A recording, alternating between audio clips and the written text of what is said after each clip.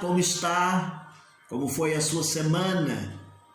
Vamos orar, vamos estudar a Bíblia, a palavra de Deus.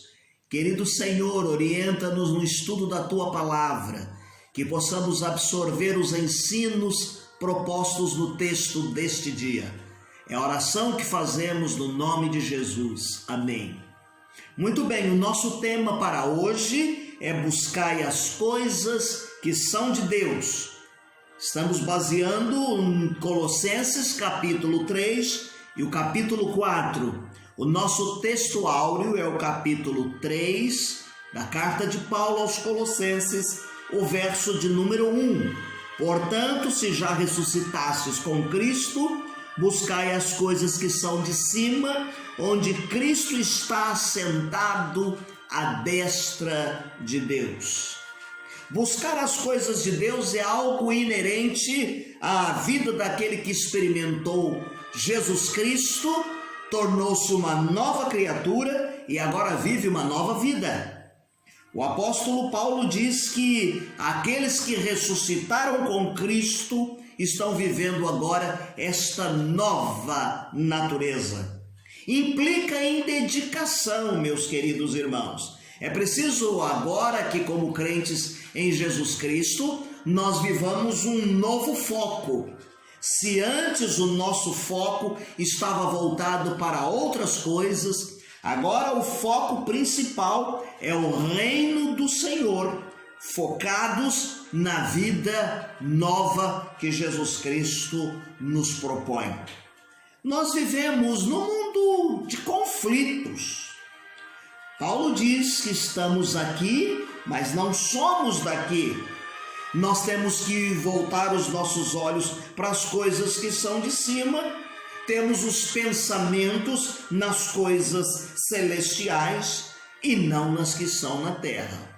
E aqui está um grande desafio, porque durante todo o dia, durante a nossa existência, nós somos bombardeados com as coisas que estão à nossa volta. Mas a palavra de Deus nos orienta, no capítulo 3, o verso de número 5, a buscar as coisas de Deus por meio da santidade. Portanto, eliminai vossas inclinações carnais, prostituição, impureza, paixão, desejo mau, avareza, que é idolatria. Tem gente que acha que santidade é algo ultrapassado. Há quem diga assim, já não se ouve mais pregações a respeito de santidade.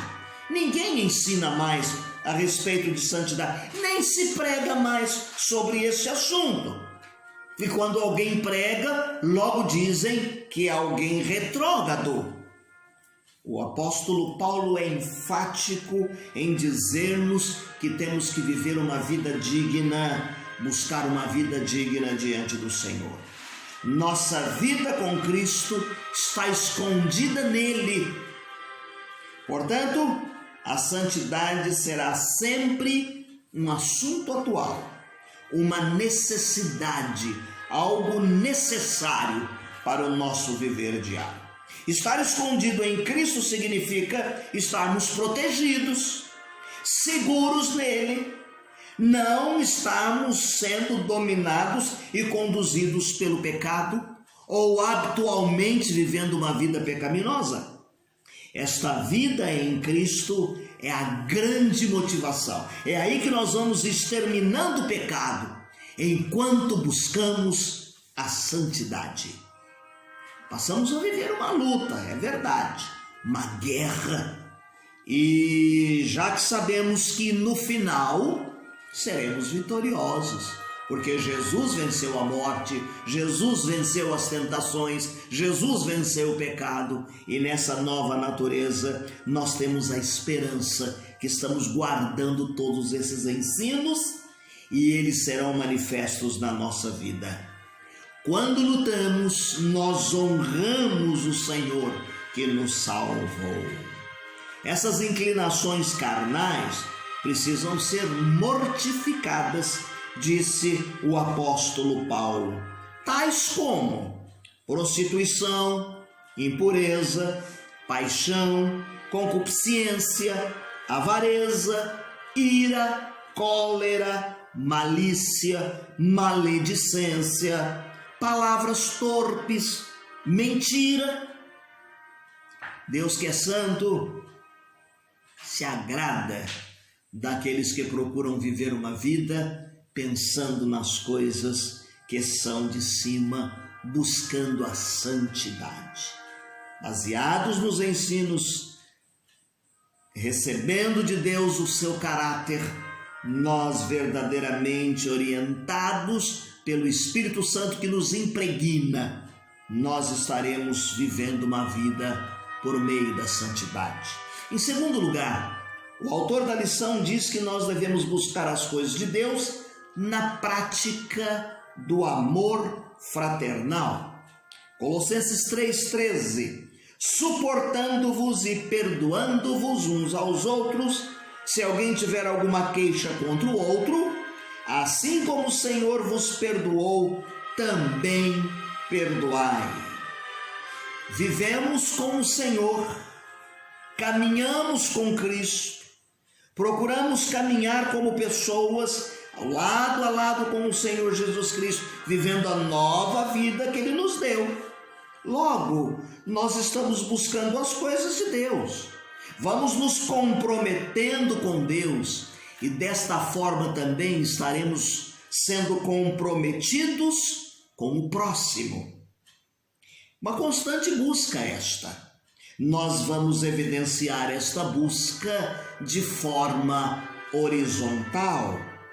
Olhamos do lado para todos os lados, olhamos aqueles que estão ao nosso redor e pensamos que nós temos um compromisso com o nosso irmão. A Bíblia diz que ninguém vive para si mesmo. E aqui está uma vida de que tem um relacionamento com o seu próximo, uma vida relacional. O Evangelho, meu querido, é para viver com toda a intensidade através de relacionamentos. Implica em cultivar não só através do sentimento, mas através de atitudes. Paulo disse que isso significa estar revestido, essa nova roupa, essa nova roupagem está naquele que professa Jesus Cristo. Essa nova vestimenta tem um nome. Ela está baseada e está impregnada no interior do nosso coração, mas nós a refletimos na nossa maneira de viver, quando estamos falando, quando estamos nos relacionando com as pessoas. Paulo disse que se chama coração compassivo, porque aqui há benignidade, porque há humildade, porque é manifesto através da mansidão, é manifesto através da longanimidade, e tudo isto pelo vínculo do amor. E nós revelamos, mostramos isto na prática. Quando precisamos, por exemplo, perdoar. E é isto que nós devemos fazer de forma desafiadora, principalmente quando nós transbordamos o amor de Deus, esse amor que foi derramado nos nossos corações. E aí nós estaremos vivendo de forma inconfundível esse amor fraternal, porque nós aprendemos e vivemos baseados na palavra de Deus que nós estudamos. Aliás, estudando assim textos como este, que nós vamos interiorizando e mostrando na prática o amor fraternal. Em terceiro lugar, o autor da nossa lição diz que nós devemos buscar as coisas de Deus com a habitação abundante da palavra de Deus em nós. Colossenses 3,16: a palavra de Cristo habite ricamente em vós, em toda a sabedoria, ensinai e aconselhai uns aos outros com salmos, hinos e cânticos espirituais, louvando a Deus com gratidão no coração. Quando nós falamos em habitar, quer dizer que é muito mais do que estar temporariamente num lugar, por algum tempo em algum lugar. Habitar é algo definitivo, habitar é algo que nós demonstramos através da palavra de Deus quando ela é acolhida integralmente e não em parte, de forma rica, de forma preciosa. Ela vai estar em nós, não sendo manipulada ao seu bel prazer, usando-a de acordo com as conveniências e as circunstâncias. Ela é definitiva, completa, abundante, e ela será suficiente. Esta palavra, meu querido irmão, que é a palavra de Deus, ela vai ditar na nossa vida e mostrar como devem ser os nossos relacionamentos. Quando esta palavra, a palavra de Deus, habita em nós, nós temos uma compreensão do que é correto, do que é certo, do que é errado. Paulo usa aqui como sendo a letra de uma canção de vida. Paulo consegue enxergar desta maneira, como se fosse uma melodia. Ele diz que a palavra de Deus transmite a ideia capaz de produzir na vida da pessoa esta fé, esses ajustes que soam como musicalização. E ele diz que essa palavra habitada na vida do crente dita o tom, a música da palavra, a composição da palavra para produzir obras que sejam no nome e para o nome do Senhor Jesus. Em terceiro lugar, ou melhor, em quarto lugar, buscar as coisas de Deus com compromissos e oração. Colossenses capítulo 4, verso de número 2. Perseverai na oração, nela permanecendo atentos com ações de graças. Não há como pensar nas coisas de cima sem oração. A oração sempre foi algo importante e necessário na nossa vida. E nós vivemos tempos que precisamos depender cada vez mais de Deus. É imperioso dependermos de Deus. A oração é algo importante. Não basta saber que é algo importante. O grande desafio aqui é nós sabermos que além de nós orarmos, nós temos que perseverar na oração. O grande desafio que o apóstolo Paulo aqui está enfatizando é perseverar na oração, sem esmorecer, orar sem cessar. Paulo recomenda aqui a perseverança. A perseverança em oração vai fazer com que o crente vença as circunstâncias desanimadoras. A oração deve ser mais que um estilo de vida, uma atitude de vida, não uma mera rotina, não uma vida morta, vazia, sem sentido. Perseverar envolve fervor, perseverar é algo grandioso, é um privilégio, é uma oportunidade, porque nós falamos e conversamos com Deus, nós mortais nos relacionamos com Deus através desta oportunidade dada por Deus, que chamamos de oração. Então, nessa atitude de oração, nós buscamos as coisas que são do alto. E o apóstolo Paulo aqui frisa uma coisa muito importante na oração: não nos esquecermos da intercessão. Nós oramos agradecendo, nós oramos pedindo, suplicando, nós oramos por ações de graças. Aqui nesse versículo, ele diz que nós devemos orar intercedendo. E ele diz que nós devemos orar intercedendo, por exemplo, pela pregação do Evangelho, pelo anúncio do Evangelho. Oramos por tudo, por todas as coisas, mas às vezes nós perdemos uma grande oportunidade de testemunharmos, de pregarmos, de ensinarmos a palavra, porque não oramos nesse sentido. Precisamos ter amigos de oração, amigos intencionais, que intercedam por nós, que intercedam por você, a fim de que você possa ter uma vida de testemunho e de anúncio do Evangelho. Em quinto e último lugar, o autor da nossa lição diz que nós temos que buscar as coisas de Deus com sabedoria e bom senso. Colossenses 4, verso de número 5. Comportai-vos com sabedoria para com os que são de fora, aproveitando bem cada oportunidade. No mundo que nós estamos vivendo, nós precisamos de muita sabedoria e bom senso. Nós vivemos num mundo em que a função do avanço tecnológico na área da comunicação, das informações, é muito grande. Mas as pessoas têm pouco conhecimento e menos ainda sabedoria. A ideia que se tem é que há pouca reflexão, ponderação, e a sabedoria é dada por Deus.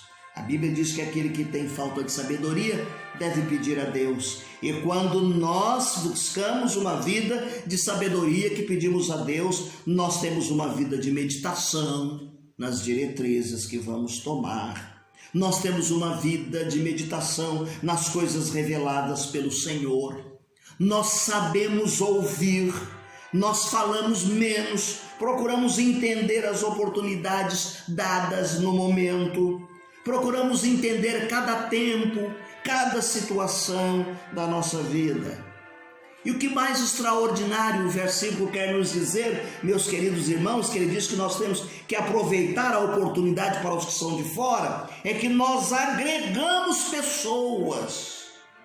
Se torna um bem comum aqui a sabedoria. E Paulo vai mencionar aqui que ele teve cooperadores e colaboradores, como Tíquico, fiel ministro, servo do Senhor, como Onésimo, fiel e amado irmão, Aristarco foi seu companheiro na prisão, Marcos, que se tornou útil em seu ministério, Justo, meu cooperador, diz o apóstolo, Epáfras, que nós citamos no encontro passado, servo de Jesus e zeloso pelos crentes, Lucas, o médico, que o acompanhava nas suas viagens, Ninfas, que tinha uma igreja em sua casa, Arquipo, recomenda-o para que cuide do ministério que recebeu.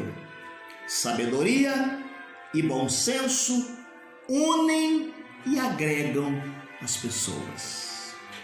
Concluindo, a vida nos apresenta muitas coisas que às vezes nós procuramos agregar no nosso viver. Algumas delas são úteis e necessárias, porque fazem parte das nossas necessidades. Mas nós não podemos, em tempo algum, nos esquecermos de desenvolvermos as prioridades no reino do Senhor. Vivemos as prioridades do reino, vivemos a prioridade de buscar a Deus.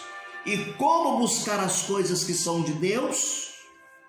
Primeiro, a cada dia, escreva ou simplesmente mentalize as coisas que você diariamente precisa priorizar.